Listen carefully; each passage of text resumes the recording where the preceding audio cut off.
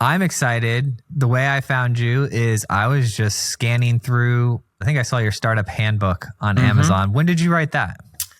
It was published October 16th of last year. Why did you write this book? Why did I write this book? I had been a startup CTO for a better part of a decade. And I think in particular at that time, I'd been with a company for 3 years. I was working with a number of other really awesome leaders.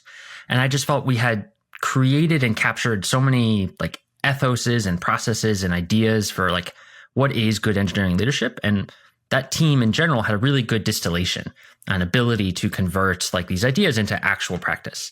And so I just had all this stuff in my head and I was like, I'm not seeing this in blogs. And so I made just a bulleted list of all the different things that I thought was interesting that I had seen over years and fortunate to have a group of people to bounce those ideas off of.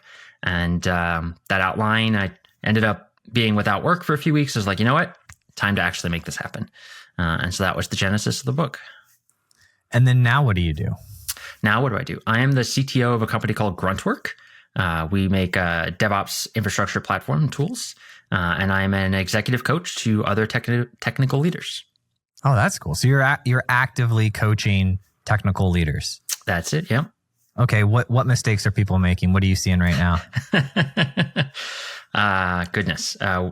We're all human. We all make mistakes, right?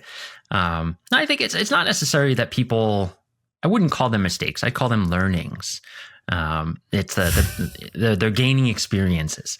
So no, it's moving from being a technical person to a manager, right, is a giant transition, like far larger than I think anybody realizes it is. And you're suddenly in this position where you're the technical expert, but you've never been in a position of organizing people before and organizing business process and being responsible for business strategy. And a lot of your career as an engineer is you're given, this is a technical problem to solve, and you become an expert at solving technical problems. But the reality is that's not why businesses hire engineers. Businesses hire engineers to use technology to solve business problems. And that separate link of why are we building this and how does it move and generate value for the business is often a product manager's job or an engineering leader's job, or, it's often delegated elsewhere. Now suddenly you're that person. And so there's all of these additional inputs and different types of thinking and organization and process to put in place to make sure that you're actually seeing it through all the way to that end business value. And so a lot of what I see and a lot of what I work on with these leaders is that gap, right? And I'm not going to teach you anything about technology. I'm not going to teach you how to write code. Like presumably the reason we're talking is you're already demonstrated that you're great at technology. But how do you hire people well? How do you set goals and set expectations with the team? Performance management, all of these sorts of topics. That's pretty cool. And so how many clients do you have currently? I'm working with five leaders. A CEO, a director of engineering, 3 CTOs. That is pretty cool. Now, is that CEO, were they a software person before? They were indeed. And the genesis of our conversation was we want to level up our engineering team. And it just sort of turned out that we developed very quickly a good working relationship. There was stuff to work on beyond that. And so we continue to work together. One of my favorite clients, actually. He's fantastic to work with. It's very satisfying to have somebody come to you and say, this is what's going on in our business, work through it with them, and then still be working with them a couple months later and see the impact. Right? I'm not actually doing the work, of course. It's all the credit goes to them. But that requires that somebody shows up with humility, a desire to learn, put in the effort, and really level themselves and their organization up. And to watch that happen over time is just profoundly gratifying. Have you found that it's helpful to mentor these other people at these other companies in your own personal growth? This is a dirty little secret, Joel. Dirty little secret is that, yes, interacting with other leaders every day makes me better, right? It makes me a better coach. I can, lessons and patterns I see with one client are helpful in providing context and perspective to others, and it inform and advance my thinking on how engineering works. And of course, I bring that back to Gruntwork and vice versa. What I see on my day job working with my team at Gruntwork also informs and provides perspective to the clients I work with. How large is Gruntwork currently? Depending on how you count, say Gruntwork's 20 people. Okay. So we're an interesting company from an organizational chart perspective, just by virtue of the product that we offer. But we're an 8-year-old bootstrap startup is how I would describe it. Oh, are you one of the co-founders? I am not. I was brought on earlier this year to lead the tech team. Oh, cool. Very cool. And what were you doing before that? What was I doing before that? I was the CTO at a company called Equi, which is in the investment tech space on a more traditional venture track. Okay. Very cool.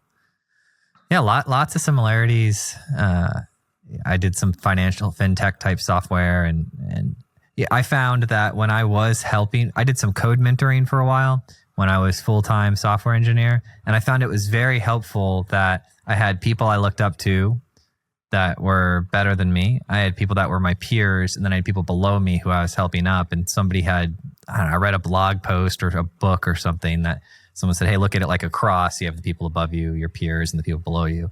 And then you'll feel a sense of completeness if you are managing these types of relationships in your life. Because I don't know if other people do this, but I tend to just lean towards one, right? I'm either like always just hanging out with my peers, or I'm only interested in what people are doing ahead of me. So I started writing those letters to the professors. I'm like, hey, I want to get involved and come speak to your college students. And Wonderful. I want to, I've been reaching out. I started an email campaign last week to like reach out to CTOs, be like, hey, just tell me what's going on in your work life, and just trying to engage with the community more. Yeah, I think I completely agree with you. There's definitely a sense of, who you interact with absolutely informs that perspective. I have this problem where for a period of time, I was very focused on reading business books. And so I have a list of all the business books I've read. And one nice thing about it is a lot of the top books have very common themes, right? Like focusing on culture, supportive collaborative environments, these kinds of things. And yet still, I find that your brain can only hold so much. There's a huge recency bias to your decision making and your perspective. Like the most recent book I read is, when I'm mentoring somebody and I'm quoting an author, I guarantee you 9 out of 10 of those quotes are from the most recent book I read at any given point in time. I just finished the Netflix Reed Hastings book, so I'm going to quote that one constantly to you. And so there's this sense of that's just what it is to be human. I can't remember and I can't recall all the valuable lessons from every job I've ever had and every book I've ever read. And so the way you compensate for that is to make sure that you're constantly getting input from this diverse group of sources that supports this type of perspective you're trying to build. And so that means for me continuing to read, right? So there is always a fresh book, working with these clients and at work, and the combination of all these things together sort of puts the good ideas and keeps them fresh, right? It's nice. It's like RAM. I need to constantly rewrite the data to my RAM. Otherwise it slowly slowly fades away. It's like muscles, like working out. Exactly. Every day. Yeah. The brain is a muscle. Absolutely. I started last week working with another engineer. I haven't written an application in 5 or 6 years, but I wanted to put our 1,000 episodes into an LLM to be able to talk to it. And so I've been going down that path, and that should be ready next week. So I'm excited because, to your point of like reading books and diverse people, I have a body of work that's very diverse over 10 years that I would like to engage with. Because I can't remember the conversations. I have people that meet me in public and they're like, man, it was so great being on your show. And I was like, oh my goodness, we know each other. Hi. Because it's just so many conversations. Absolutely. Yeah. How is that going? What have you interacted with the LLM yet? I have on a single episode. So we trained it on the MasterCard episode at first, and then we learned about embeddings and vector data stores and the RAG type searching and how we're going to get stuff out with it being we got 42,000 hours of content or something like that. Oh, that's nothing for modern GPUs, of course. Right. Well, we've done all the speaker identification and topicization. There's all these little things to it. And then I went around yesterday on LinkedIn and I messaged like 20 people. I was like, hey, what would you ask this LLM? And then so I made those are test questions, and we're going to get to play with it a lot more tomorrow. So today we're actually training it on the remaining episodes. And so I'll keep you posted on how that goes. It's very exciting. Yeah. I've got a friend of mine who the way he learns and experiments is he likes to do it in public. And so I've got emails from him twice a week for the past several weeks. It's like Alexei's journey through building custom LLMs to help himself in his life. And so he's like, this is my problem statement. This is how I'm thinking of using an LLM. And then I get an email 3 days later. This is what I tried. What advice can I have? And so, over the progression of a couple of weeks, he's helped file his taxes and organize his contacts and like created an LLM that's a CRM for his own personal life. And so I think it's great that we're the question is, what's this look like in 2-3 years, right? 4 years, 5 years. And all of these custom use cases right now, it takes somebody perhaps with your level of expertise or Alexa's level of expertise to like, identify the use case and like plug the bits together, wire it all up. But that's just going to be by default. Like all of these things will come in pre-canned forms in one way or another. And I'm excited to see that, for the, audience more broadly. I fully agree. The thing I'm watching and I'm particularly excited about is the startups coming out right now, like Venice.ai, the ones that are privacy based. Mm-hmm. So their whole thing is, we're not storing your information. We're not using it to train better models. And they have like matrices of the different vendors out there and their proprietary models and all of that. And so the let's call it the freedom market, open source type market, sure, is figuring out how to create an ecosystem, and they're doing it, but it's like a year behind. So you can go interact with these tools and they're all a year behind. They lack APIs, they lack certain things, but the fact is that there's money there and it's growing. So I'm like, yeah, I'm not going to not build until privacy is available. I'm just going to accept the cost of lack of privacy until such time as I can just port everything over. And I estimate it'll be 2 to 3 years before they really catch up and are in line with them. Yeah, absolutely. I'm in that light. I'm very excited. I don't know if you watched the Pixel 9 reveal the other day from Google. Where their phone failed. I saw the clip on X. That was pretty great. They got it eventually. But it does seem like, even Google is pushing for on device, right? Like I think there's a recognition that, all of your AI going through the cloud and all of the data always going to somebody else's data center is not advantageous from a business perspective, from a user experience perspective, from a privacy perspective. And so I'm encouraged that even the largest of companies, they're for whatever their motivation is, but that's already on its way into consumers. Yeah, that's good, and that's what I want. I want privacy. It's weird because you can read emails and you can read that, but the way that we use LLMs, or I'll back up, the way I use LLMs, haven't done research on how other people are doing it, but I talk to it. And I share like ideas with it, and I ask it questions, and I have it help me with certain things. And these conversations are not like keyword search terms. It's like very obvious what I'm thinking and what I'm trying to do.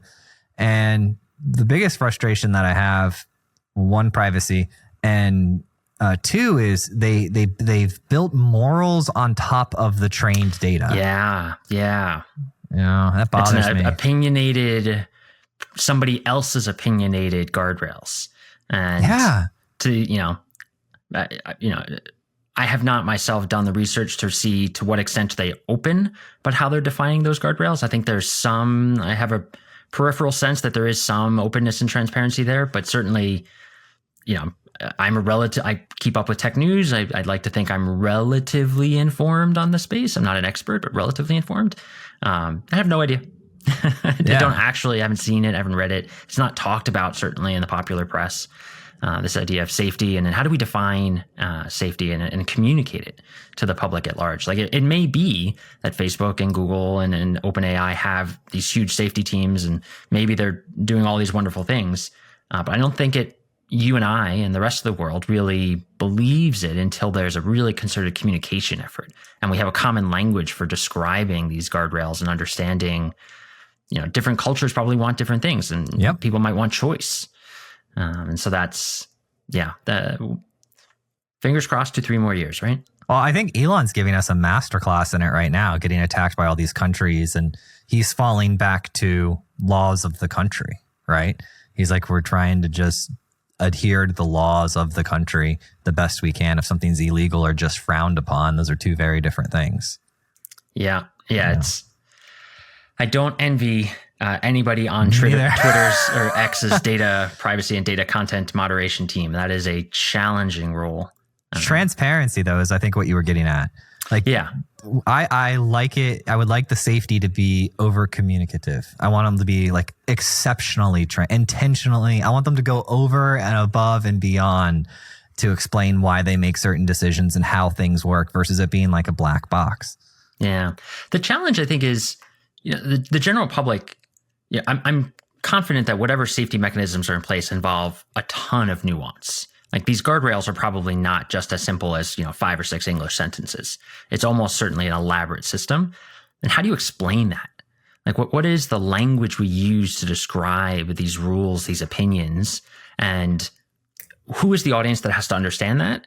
And then how do we abstract that? So, an article in the New York Times that my wife or my mother-in-law will read, who are not technical people, how they would understand it. And is there there's a missing certification? Like, we have to delegate trust to somebody here, so that the public at large can feel that, yes, there's transparency and somebody else that I trust has went through the nuance, and that it's good and that it meets whatever criteria I'm expecting.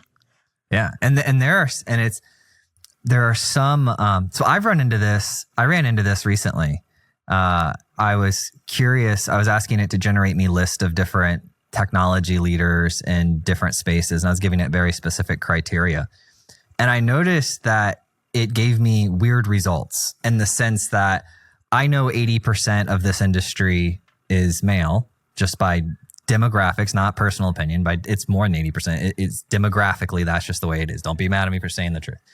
But it was giving me 50-50, right? And I was like, well, that's odd. And so I asked it, I was like, do you have anything? And it's like, yeah. And I said, okay. It said that it was modifying the results for me. And I saved the conversation. It said, it's like, yeah, we're modifying the results so that they're equitable and all this stuff. And I'm like, great. So now you're not giving me the best data. You're giving me the best data then modified by some other value system, right? And that's frustrating because I wasn't involved in that decision, right? Yeah. And so it's like, if that's happening in that specific, how many other of these, where is the list? Does OpenAI have a list of value systems that it's embedded into the thing? No, they don't. You just run into them and have to figure them out. Yeah. And so for me, that particularly is frustrating, and it's going to be an interesting problem to solve because there are many different cultures on this planet with many different ways. They're not static. What we think is okay now, the idea of misrepresenting statistics for a particular value, maybe that changes in 5 years. Who decides at what point it changes? And when we want to go back and update these things. And by the way, do I get updated that my results are now different? Yeah. Are you going to tell me that the bot has changed? It's a challenging problem. Yeah, but if you ask it for the most popular of something, and it's got data to know how many followers each thing happened, and it diverts from that measure of popularity to be inclusive, that's frustrating for me. And I'd rather just give me the best results. And the other thing that was interesting was I got it to get me what I wanted. Do you know how I did it? Some sort of clever prompt hacking, I'm sure. I'm sure. Yeah. No. So I just said, that I was going to a men's only retreat and needed examples of men's. Yeah. But yeah, there are certain religions and cultures where, the women don't do business. It's men only. And that's not in my religion or culture, but that exists out and there in the world. So it's whose culture is going to win. And it's probably the culture of the people that make the tools, right? Yes, which is unfortunately commonly California, right? And the values and the demographics represented therein. And I mean, I'm in California, so I'm just as guilty. But it is, we are not there yet. With any luck, 5 or 10 more years, we'll have invented another layer of abstraction here to provide, better systems. But there's also a lot of good stuff that comes out of this. I work with people every day who are learning things, facts. Helping with programming, things like that. So I think it is important to be critical and hold accountable the cutting edge. So we're developing in a good direction, but also appreciative of the value that's being offered even today. Oh, it's so crazy cool. And I'm definitely being nitpicky on this amazing technology. I just think that these are, and we'll kind of wrap it up on this, unless if you have anything to add.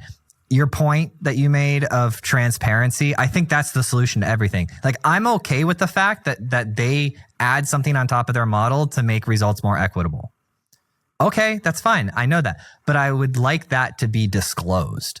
I would like it to be openly disclosed on, hey, here's our manifest for how we modify the base trained algorithm. Here's all the values and then that lets me as a consumer choose. Now I can look at Claude, I can look at GPT, and I can now weigh this as a vector. I can, say, yeah, I'm going to sacrifice some privacy because that one doesn't have any value systems on top of the data. And so I'll use that one, Yeah. I think that my last thought on the subject, I think, is I completely agree with you. I have anxiety that I like the word you use, manifest. Like there should be a manifest that in a relative, somewhat technical way describes what these guardrails are or these modifications. And I don't think we can trust that each of the model creators will use the same manifest system. And I think that is actually important, that the language we use to describe the models across models has to be the same.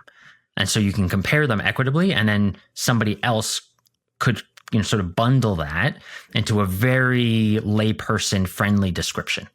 Right. But I think if we're describing each of the models using different systems, then that hinders our ability to translate these capabilities and these systems for people who are not themselves machine learning experts.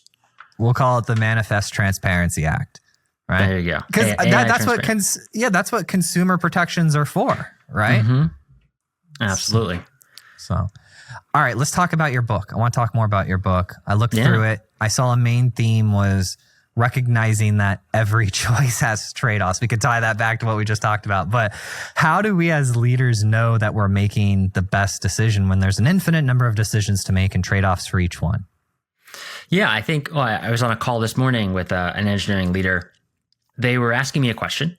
And the way they framed the question was, I can do A or I can do B, right? And my response was, well, actually, I think what you're describing is a spectrum where A is 0% and B is 100%.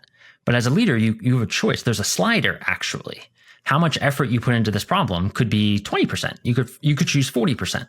Right. And those middle grounds involve some sort of compromise. And generally what we're talking about here is how much tech debt am I willing to accumulate by making this decision?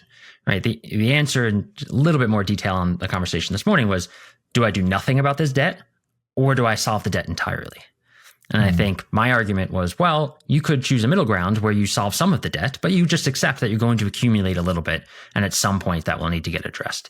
And I think zooming back out to your question, the idea of trade-offs and the value for technical leaders and what I help people do is it is really enlightening and it helps you make better decisions to have the perspective of enumerating what is the trade-off we're talking about. Right? If you can really explicitly say or write down, these are the consequences of option 1 and these are the consequences of option 2, is there a gray area between them? And just the act of enumerating that and saying it out loud gives you a lot of clarity and gives the team clarity. And if it comes down to a point where the leader and the team disagree, at least the leader can say, for reasons X, Y, and Z, I really value this element of the trade-off. And so that's why I think this direction is the right one for the team. And so it's the process of sort of jumping back or stepping back and saying, well, before we make the decision, let's be really clear about what is the framework by which we're evaluating the trade-offs? What are the consequences of each of the options? What are the benefits of each of the options? And this doesn't have to be, you're not writing a 50-page paper every time. Sometimes it's just a 5-minute conversation and, you go through that. And I think that, it's the decision-making process in general that I'm trying to get people into a very pragmatic, rational view about these decisions. Yeah, I like that. I went to see Jordan Peterson back in March. I got to go to one of his talks and meet him after the conference. And what he talked about was the different probabilities in front of you and the more possible paths and related to stress. And one way to solve that is to write it out. Just sit down. Like if you have anxiety, sit down and just dump your thoughts into a log file. Yes, for our engineer friends, just dump them out there. And then as you notice, as you start watching it come out onto paper or onto your Evernote, whatever you may use, it starts to take a different shape and you can kind of move stuff around. You can look at it outside of yourself and it gives you this different perspective versus them all just streaming in your mind. Yeah. it takes active energy. Again, we talked about the brain being a muscle. You have to actually actively exercise that muscle to keep thoughts in there, right? And to keep things organized in your head takes energy. And the act of writing it down sort of releases you of that responsibility of maintaining that energy. So you sort of get it off your plate, so to speak. And there's a reason why, one of the most, I don't want to quote statistics here, but a common tactic in talk therapy is start a journal, right? It's the same process. You have all these ideas in your head, things that are causing you stress and anxiety. Putting it down on paper allows you to see it more clearly because your brain can then focus on looking at the problem as opposed to maintaining and organizing the problem. Yeah. I wait till I'm going to explode and then write it out. You must be lazy like me. Yeah, I would love to say I have a daily journaling habit. Every night before I go to bed, I get out my feather pen and write a letter. No, I would love to do that. It's idyllic in my head. But the reality is that anxiety trigger flips and I say, oh, I need to write it down and get my thoughts out. And then I'll be able to decision on this, much easier. Yeah. And I think, as a leader in technology, you're held to a higher standard, right? Because now you're making decisions for other people and you're shepherding decisions perhaps for a larger team. And so having a discipline and instilling a process within the team so the team as a whole can make good decisions becomes really important. So for my own personal life, I'm kind of a lot like you. Like I write something down in my own personal life only when it's really critical. But at work, I've made a habit and I hold my team accountable to a higher standard, which is when there's decisions that have impact, that matters, it's going to cost resources, it'll cost time, whatever it is, we always have this type of document, right? And they don't have to be 20-page documents. It could be something that's 3 paragraphs. But there is a discipline in the workplace for making good decisions and documenting some of the rationale behind those decisions. Yeah. One thing that's helped me, I don't know, we're just sharing here. Yeah. One thing that's helped me in the past year is I made a spreadsheet with the system, the business systems that are important to the business, like things that have to happen.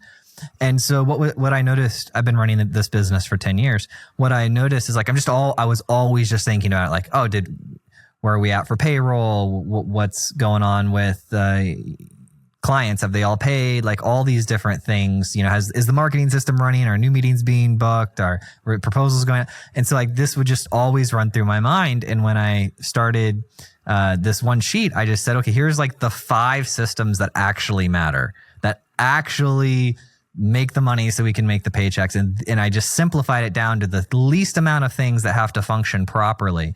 And then I set a time in my calendar every week to sit down and review those. And I do whatever I need to do when I see them right away.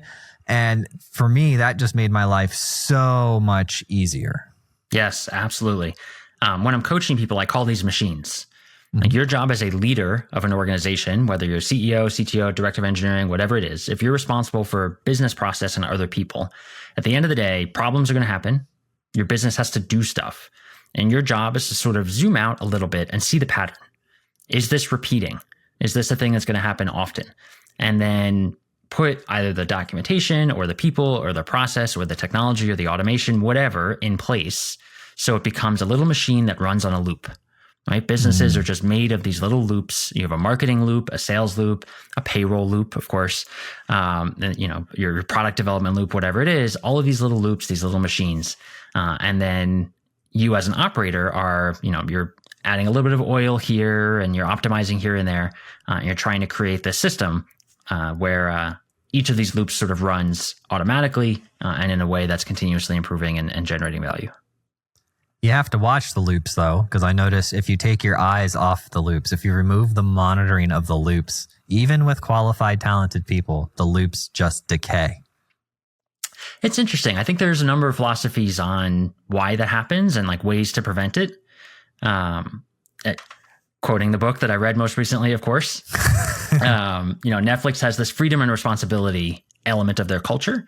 And I think if you were to ask Reed, his take would be if people are informed and they know the direction the ship is trying to go and they have the context, then they can self-correct when the loops go awry. And it's only when you have empowered people who lack context where you end up going in the wrong direction or those folks who weren't qualified to begin with. So assuming they are qualified and they are high performing and they have context, then you should be able to trust them to make good decisions and make sure that the ship is pointed in the right direction and that the loops are operating. I think the challenge often is, what does it mean to hire people with good judgment? And I think people underestimate quite significantly the amount of effort it takes to make sure the entire organization has that context, or at least, the context is shared appropriately within an organization. Over communication is really hard. I tell people all the time, it is really easy to under communicate. It happens every single day by accident without even thinking about it. But to actually communicate too much is basically impossible as a leader. Like you will end up saying the same thing over and over and over again. And from the perspective of your employees, some of them still haven't heard it. And so it doesn't hurt to try really hard to make sure that these messages, especially important business context and strategy, you got to say it and you got to write it and you got to present it. And it's just going to be a regular motion. When I was just a software engineer, before I had managed people and all of that, I personally would get so frustrated if I had to repeat myself. I'd be like, I said the words, I did the effort, I made the noises with my monkey mouth. It's been transmitted. Yep. Who would have thought that like the thing I hated most in life, I ended up becoming a public speaker, which is essentially going around city to city giving the same talk as if you gave it the first time. So I've took that thing I hate and turned it into something that benefits me. But then I realized as I started going about this journey of working with other people and managing them and growing and building businesses, that most things are you just being calm. And do you have kids? My first in 2 months. Oh, congratulations. Thank you so much. Yeah. Timely question.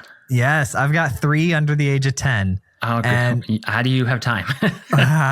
Yeah, we homeschool too. So they're on the property. We have a separate building for the studio, but I go back and forth throughout the day and that's awesome. Yeah.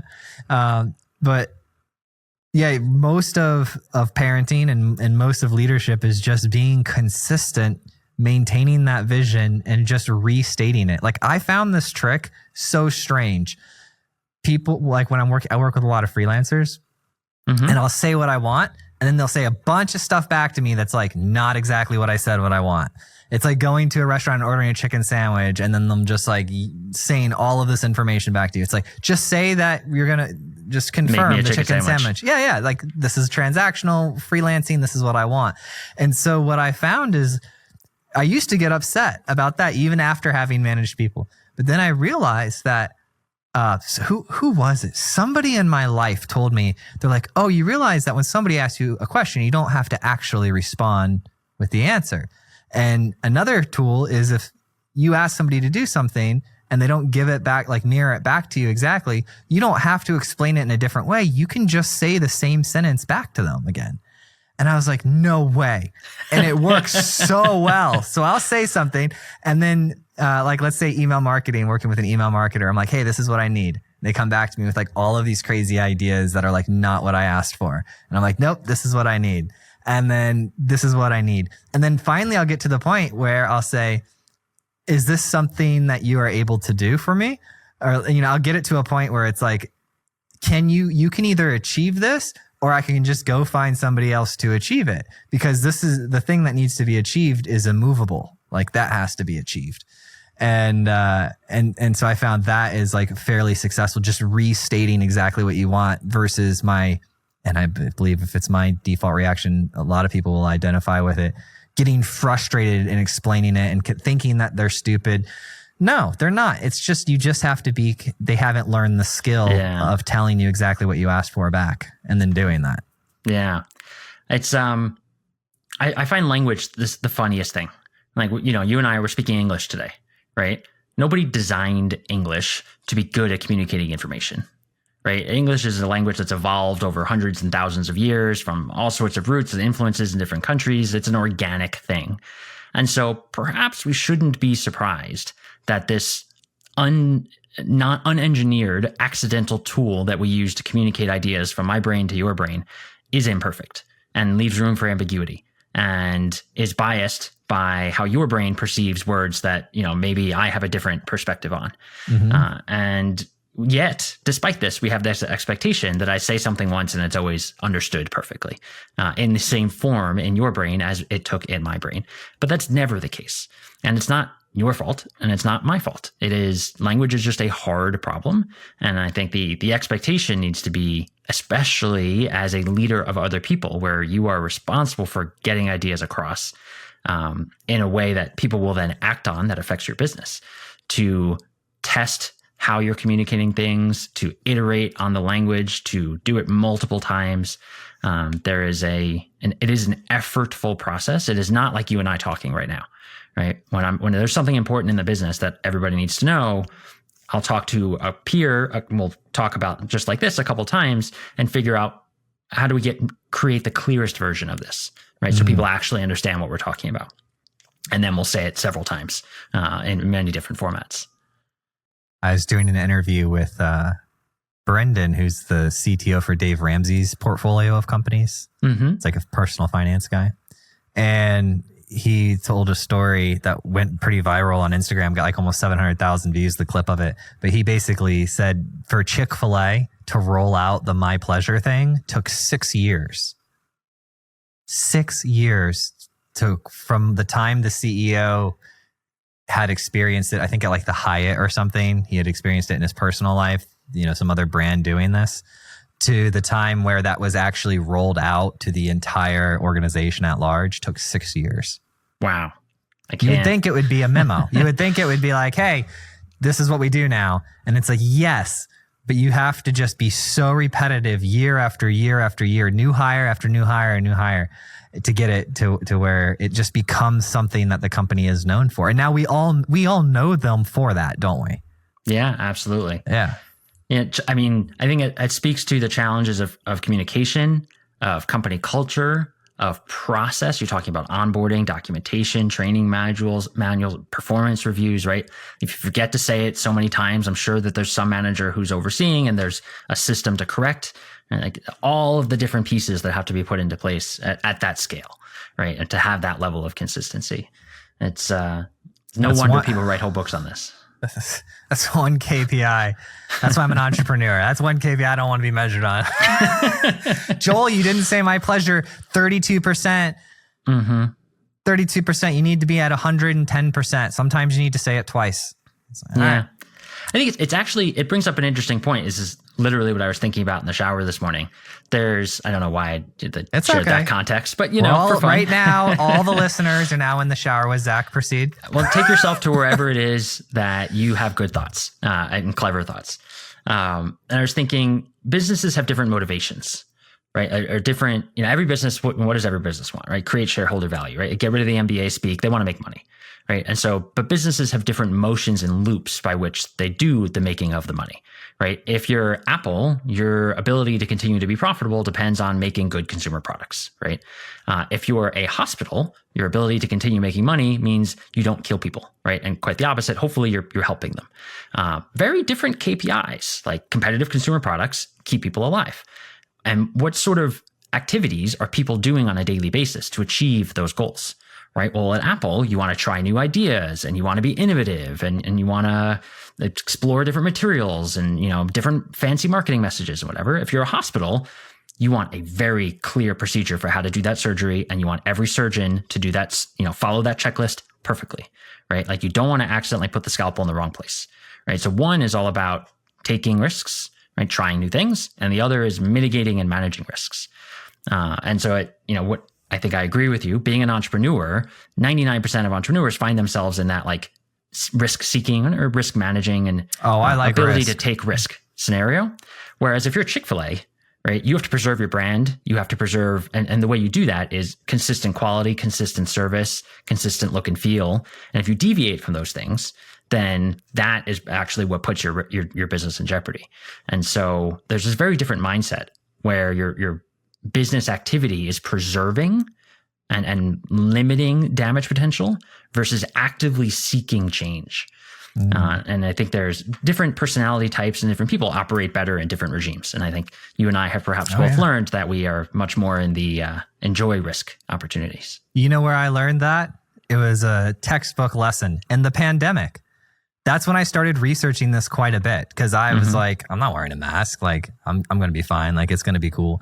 And I realized that brought up this, I don't get angry at people who want to do what they want to do, but what it did was it put a visual to something I haven't thought about. Like I've just kind of been going about my life being an entrepreneur. I haven't sat down and had a conversation with myself about where do I sit on the risk spectrum in comparison to the other Homo sapiens. I haven't thought about that. And then when this happened, I was like, oh my goodness, I'm like on the high tolerance of risk side of the spectrum. And I'm kind to everybody, right? But that self-awareness was unique and different. Yeah. What's funny is I think you talk to a lot of investors and experienced operators. You have to be the kind of person that likes risk to be an entrepreneur, but your job as an entrepreneur is actually not to seek risk. It's like, I know the startup is the risk. And then your goal is to reduce that risk as much as possible to make it a successful company. Yeah. Elon says it great. He's like, just step one, you're in a state of failure. When you file the LLC paperwork or corp paperwork, you are like out of business. You don't have income. You don't have, so it's like you're in this constant TDD, test-driven development, right? Test fails immediately, and then you got to get it to succeed. And so I've taken that perspective, and it's been incredibly useful. It's humbling as well, right? Oh, very humbling. Yeah, it matures you really fast, especially the first startup that you do when you go broke or whatever. You're like, oh, I never want to be here again. How do I never get here again? And how do I maintain that like creative risk? And then you just start looking at other people in the market and seeing what the people who've come before you have done, and you take their little sayings like Bezos, I make bets, but I don't make bet the company bets. I'm like, there you go. That's something I can actually like build on top of. I can use that in my decision making. Yeah, absolutely. I like that. I make bets, but I don't make bet the company kind of bets. Yeah. He's lost a lot of money and he's done a lot of stupid things, but he never did a move that was like, I'm betting my company on this. Yeah. I use the, Bezos's one-way and two-way doors, type 1, type 2 decisions all the time, right? Like an irreversible decision for the business. You want to be pretty thoughtful about that. Yeah. What's the best misunderstood piece of advice that you've fielded with people? Misunderstood piece of advice. Yeah, like they think of it one way and they're like, that's what I think it means. And they try to implement it. And it's like, oh no. Yeah. It's speed at startups. Okay. Tell me more. Not every engineering leader. I don't want to too much. We'll say everyone, all of you, every single person listening. Yeah. What are they doing? Let's describe this from first principles. There's a lot of pressure to move fast at a startup, right? You want to mitigate risk. You want to build a product really quickly, demonstrate product market fit really quickly. And so engineering leaders, CTOs at startups, everybody says, I have to go as fast as possible. And I think there is a misunderstanding that going as fast as possible doesn't necessarily mean skipping all of the like good engineering practices that ultimately are what allows you to have engineering velocity long term. And so I talk to engineering leaders who are like, we just write code, we don't bother with tests. And I will say there are some circumstances where maybe that makes sense. If you're throwing your code away in 3 months and it's just a prototype, by all means. But by and large, tests enable and automation enables velocity, right? If you're going to make a change to your code and you don't know if the code's going to work and you have to manually test it after every code change, that slows you down. And the act of writing the test actually makes you faster. And so there is relatively common, I find teams that are skipping some of these best practices. They're not writing specs. They're not doing tests. They're not thinking about debt and actively having strategies in place to manage debt. And then they come to me and they're like, why is my dev team so slow? And then we come back to first principles. Well, actually what you want is good foundations for your team.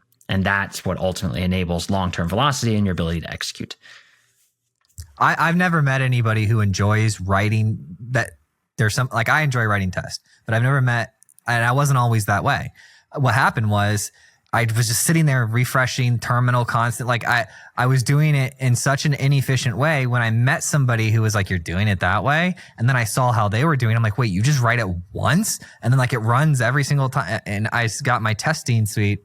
Obviously the experience I have in my head right now is like very specific to the stack I was using, but once I learned to love, Sandy Metz taught me to love writing tests. She was this author, a Ruby author that wrote like examples in relation to like bicycles. She always used like bike as an example and showed all these tests. This was like 12 years ago. And following her and reading her content, I was like, oh, okay, this is how you love testing. Like, and I wrote a blog article called Sandy Metz Taught Me How to Love or something. And it was like ... writing tests. Yeah. Yeah. You're very clever with your headlines. I know, right? So, but I've never met people that enjoy writing tests that have existed in cultures where they're writing the test as like a part of the culture of the company, who then go, I'm going to go do a startup and I'm going to just write some throwaway code and not write test. Once you get that muscle, you're like, this is powerful and I'm never going to deviate from it. I think the failure mode and why people often hate tests is testing has to have a purpose that people understand and feel, right? If you're writing tests that actually make it easier for you to write code, like the automation is catching bugs and the tests are relatively easy to maintain and they're adding value on a regular basis, then it's pretty natural for people to augment and maintain the tests. If you're writing tests because someone has decided that you have to have 90% test coverage and you're just like rote testing every single if statement with these boring mocked out tests, which aren't actually helping you, then you really hate writing tests. Right. And so it's really up to the organization to set a standard that your testing provides confidence. And if it's not doing that, then you need to not be doing it or write tests a different way. It's not worth your time otherwise, right? There has to be value that's being provided. Yes, I can agree with that. I can confidently say that if you're writing tests and it's not making you a faster developer and you don't see any benefit, you might or you should definitely consider learning from other people how they write tests. Because when you, I don't know how to describe it, but when you figure it out and it clicks in your head how to write tests for your use case, you're like, this is amazing. Yeah. And I think there's also this sense of inertia. You'll see, somebody else wrote a bunch of tests and now you're working on a feature and your feature is breaking those tests. And you're 4 hours into debugging and trying to understand those tests and tweak them for the modified behavior. Is that actually a good test then? Like, what is the correct thing? Do I spend another 4 hours trying to understand this test, or do I blow it away and write something else that actually is more updated with, the new behavior, whatever has changed in your product?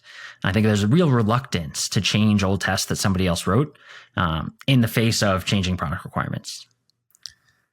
You know how I think about it? And it's going to be real stupid, but it's the truth. It's one of the ways that I helped convince myself to start loving test, right? Because you can love working out. You can make yourself love things that are good for you, even though you don't love them. You just say you do, and then it happens over time.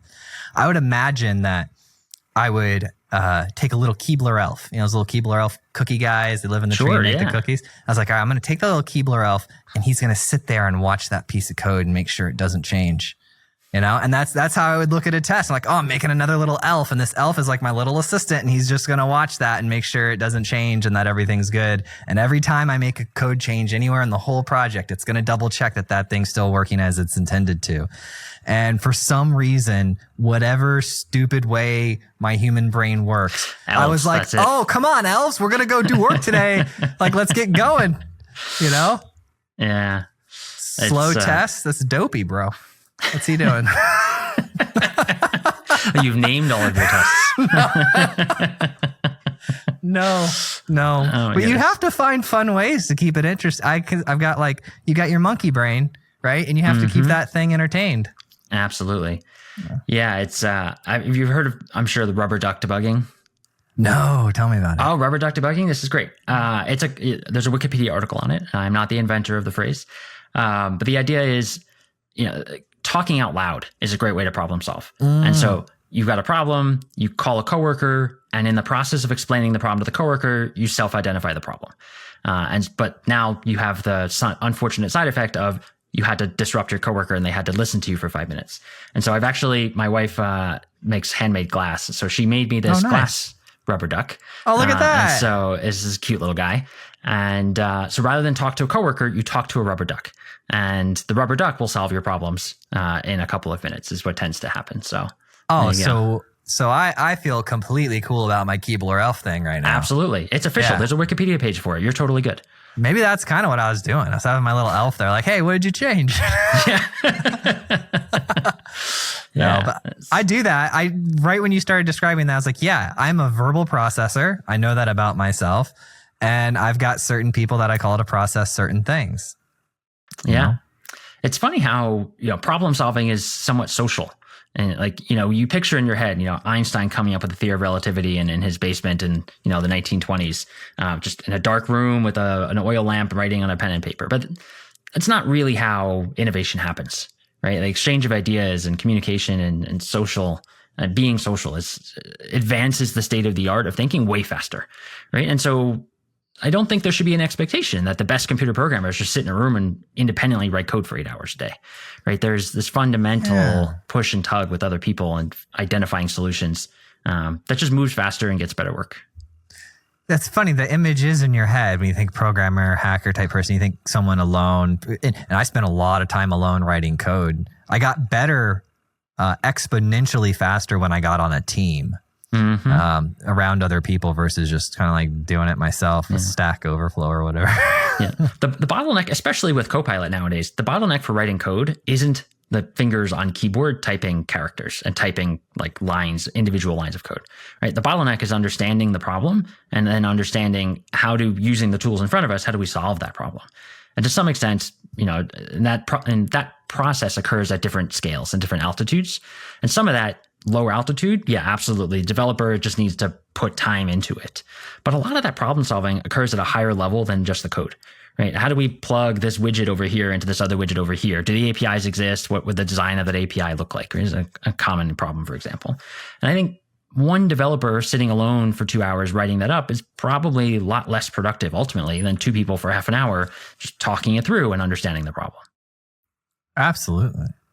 I want to talk about these different types of CTOs. In your book, Sure. you said that there's tech-focused CTOs, there's people-focused, and there's externally focused. All right. Tell me about them. Sure. And so this is partially a description of personality types, and it's partially a description of business needs. And in summary, it speaks to the ambiguity of the phrase Chief Technology Officer and CTO. Right? You have somebody at your company who is, your most senior, whatever, and they become your CTO. But that person has a background as presumably a software engineer, and you have many other software engineers. So what are they doing compared to your day-to-day individual contributors? And I think the analysis is from the business's perspective. There's 3 key types of activities that your most senior technical person can be doing. The most obvious of which is they're driving technology. Right? They are figuring out what is the future of technology at your company. And so this is maybe also often called a chief architect, right? They're prototyping, they're working with an office of the CTO kind of thing where, they're developing the next version of the product, coming up with ideas, doing the thought leadership. And for some businesses, at some times, that's the most valuable thing for the person to be doing. Or that's the thing that person's best capable of doing. Then there's the sort of VP of engineering style CTO, where their expertise is building an organization of people and setting the culture and process of that organization. And during rapid growth phases, this is often the most common, the most valuable activity, right? So hiring really well, putting management training in place, making sure the teams have good tools, that there's good standard processes for how things get done, so on and so forth. Excuse me. And then the third and final kind that I've described is the external facing, which is really the sales CTO. And this is a case where, the company has a viable product, you're in market, but in order to sell that product for whatever reason, you need the authority of a senior technical figure in the room to either speak to the problem or speak to the roadmap or explain how it works in a way that, comes across well for customers. So sort of the sales CTO, so to speak. And I think the key idea is that generally, any individual person will have different levels of expertise along these 3 different personas. And it's important for you as a leader to recognize, what does my business need right now? What is my expertise? And if those 2 things are not aligned, then you need to adjust the circumstances so that somebody whose expertise is aligned with that value is doing that job. And so if you are really a technical architect, but you're in a CTO position where your company really needs a chief technical salesperson, then the advice of the book is hire somebody or find somebody on the team who has that sort of gift of gab, so to speak, and can represent the company well externally and speak to the technicals, right? Rather than do it yourself. It's better to have somebody who's in their zone of genius doing that highly valuable activity. And I think that the challenge is it's all under a single job title, And so it's unclear if you just say, I'm hiring a CTO or we need a CTO, like what is the actual minute by minute, day to day value that you're expecting that person to generate? And the title alone doesn't communicate that. And so there needs to sort of be a deeper exploration of where is the value generated and where are you best suited for generating the value. Beautiful advice. And that's what I do with interviews. In the sense, like if I was interviewing to be a CTO, you know, they'll put a job post out or whatnot of you need to know these stacks in these areas and these similar business things. But at the end of the day, whether HR wrote that up based off of research they did on what they think a good CTO would be, you have to figure out why is that CEO and COO asking for a CTO? What is the thing that they think the CTO will bring? And then is that my strength? Because you're not going to be happy if you aren't valuable there, you know? If they need that salesperson and you're super shy, you're not going to be happy and they're not going to be happy because they're going to expect you to be hypersocial and you're not. Yeah. And I think most importantly, I just want to underline, that's not a judgment. That doesn't make you a bad CTO. Just not a good fit for that particular company, right? You could be a great CTO elsewhere where it does need, exactly the other skills. And I encourage people to be more picky about how they spend their time versus obviously money is a huge component, right? But you're going to be miserable if you're making an extra 50 grand, but you're doing something you hate versus making 50 grand less and like doing something that's like immediately in your wheelhouse, something that you can double down on and really and develop a better reputation in the industry and in your career because you're on fire about it. I see a lot of people that haven't figured that out yet in the job market. And that's where your career growth is going to come from as well. Like you're going to learn more if you're energized and excited by the actual work that you're doing. And people will see that as well. And you're going to have a bigger impact. So all these positive effects from aligning your zone of genius with where the value is generated. Yeah. Well, Zach, this has been amazing. I think I just made a new friend. Dude, thank you so much for doing this. Thanks for having me. This is super fun.